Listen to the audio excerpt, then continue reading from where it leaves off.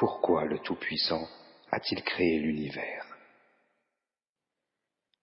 Allah, gloire à lui, dit: Ce n'est pas par divertissement que nous avons créé les cieux et la terre et ce qui est entre eux. Nous ne les avons créés qu'en toute vérité, mais la plupart d'entre eux ne savent pas. Sourate 44, versets 38 et 39. Méditer sur l'univers nécessite une appréciation de la volonté du Tout-Puissant et le fait que tout, présenté à l'usage de l'homme, a été créé pour un but.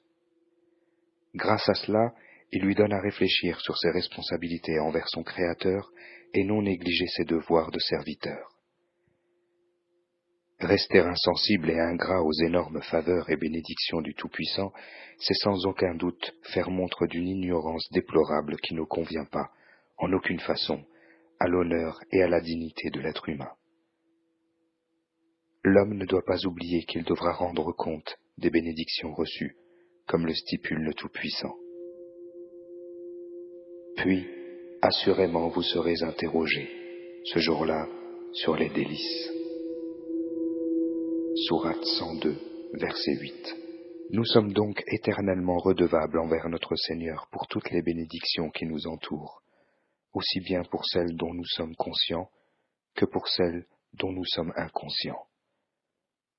Combien merveilleux sont ces cœurs sages qui, pleinement conscients de cette dette, s'efforcent de mettre en pratique des actes de gratitude.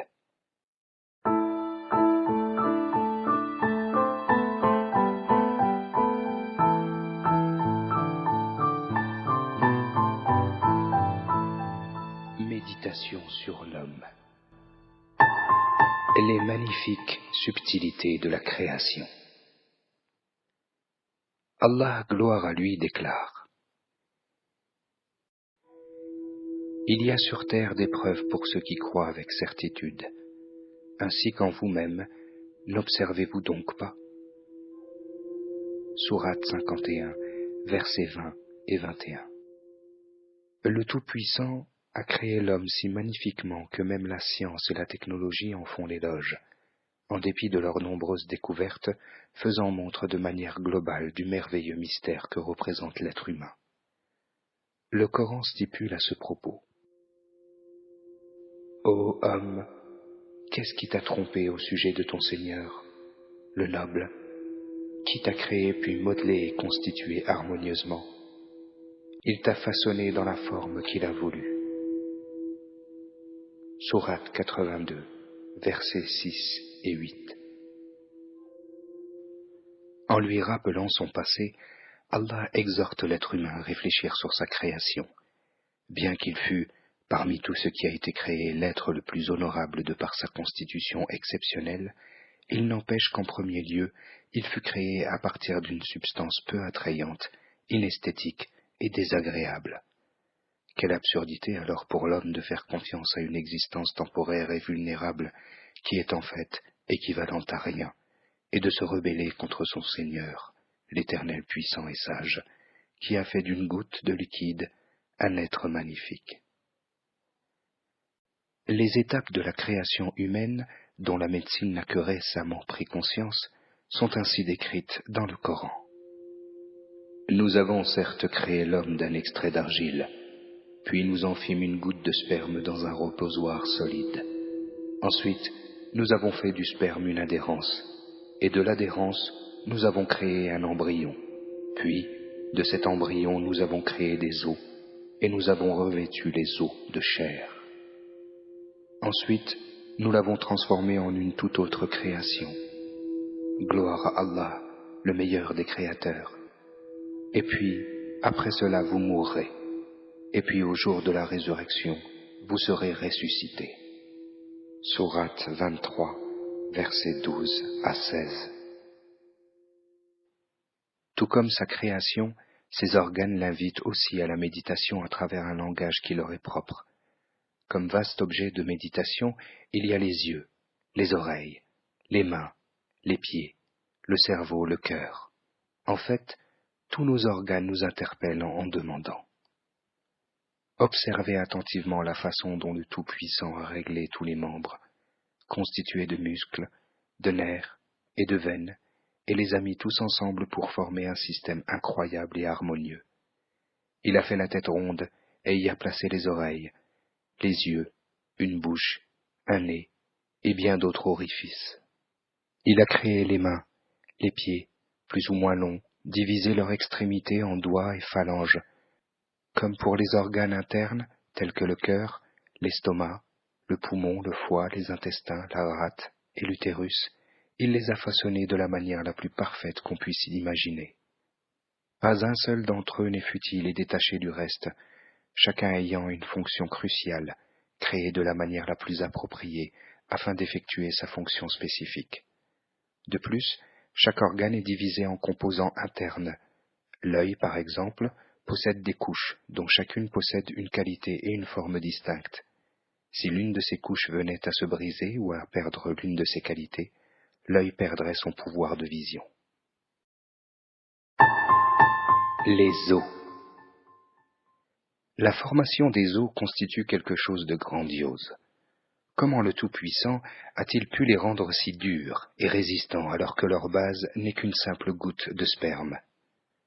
Comment sont-ils alors, tel le squelette, tournés en contrefort du corps, si équilibré et vigoureux?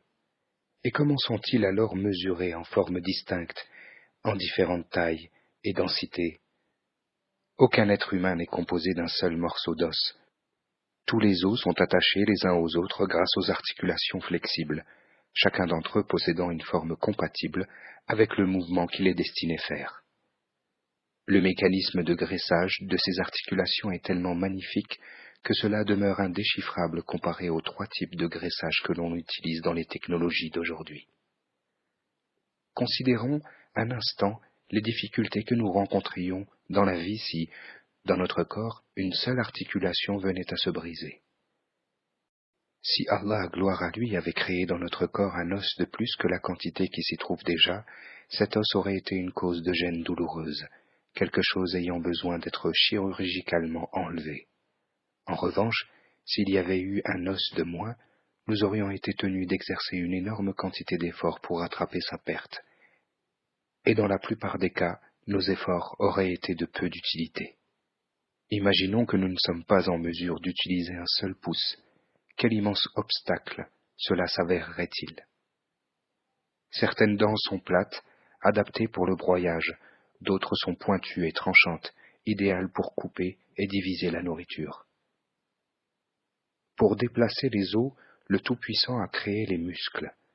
La quantité et la forme de chaque muscle varient en fonction de son emplacement spécifique dans le corps.